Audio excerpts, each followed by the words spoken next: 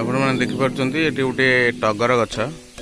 ଏ ଟଗର ଗଛରେ ବର୍ତ୍ତମାନ ଫୁଲ ଫୁଟିଛି। ଆମେ ଜାଣୁଛେ ଯେ ଟଗର ଗଛ ଅଲିଙ୍ଗି ଜନନ ମାନେ ତାର ଅଙ୍ଗୀୟ ଜନନ ସାହାଯ୍ୟରେ ସେ ବଂଶବୃଦ୍ଧି କରେ।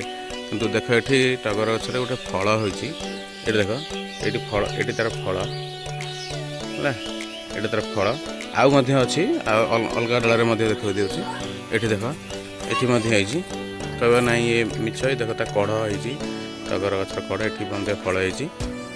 ଆଉ ଗୋଟିଏ ଡାଳ ମଧ୍ୟ ଦେଖାଇ ଦେଉଛି। ଏଠି ହେଇକି ଫାଟି ଯାଇଛି ତା ଫଳ, ଏଇଟା ହେଇକି ଫାଟିଗଲାଣି। ତା ଦେହରେ ମଞ୍ଜି ଆକ୍ଚୁଆଲି ଅଛି କି ନାହିଁ ଆମେ ଦେଖିବା। ଏଇ ଡାଳ ଦେଖ ଏଠି ପ୍ରବଳ ହେଇଛି। ଏ ଜାଗାରେ ପ୍ରବଳ ହେଇଛି। ଦେଖନ୍ତୁ ଆକ୍ଚୁଆଲି ଅଲିଙ୍ଗି ଜନନ ସାହାଯ୍ୟରେ ତାର ବଂଶବୃଦ୍ଧି କରେ, ଅଙ୍ଗୀୟ ଜନନ କରେ। ତାର ଡାଳ ବା କାଣ୍ଡକୁ ପୋତି ଦେଲେ ଗଛ ହେଇଥାଏ କାଟିକି। କିନ୍ତୁ ଏଠି ଦେଖ ତାର ଫଳ ହେଇଛି। ଆକ୍ଚୁଆଲି ଫଳ ଭିତରେ ମଞ୍ଜି ଅଛି କି ନାହିଁ ଆମେ ଏଇଟା ଦେଖିବା। ବର୍ତ୍ତମାନ ତ ଫଟଉଛି କ'ଣ ତା ଭିତରେ ରହିଛି।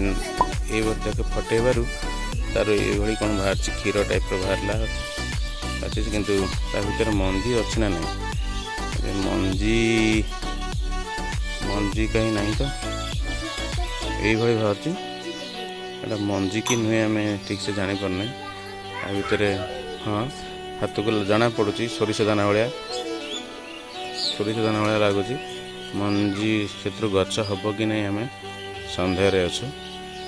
ଏଇଠି ହେଉଛି, ଏ ଦେଖନ୍ତୁ ଏ କଳା ତା ଦେହରୁ ମଞ୍ଜି ବାହାରୁଛି।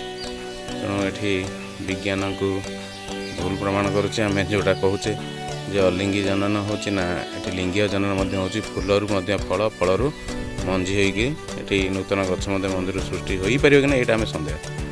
ତେଣୁ ଇଏ ଗୋଟିଏ ବିସ୍ମୟ ନିଶ୍ଚିନ୍ତ। ଧନ୍ୟବାଦ।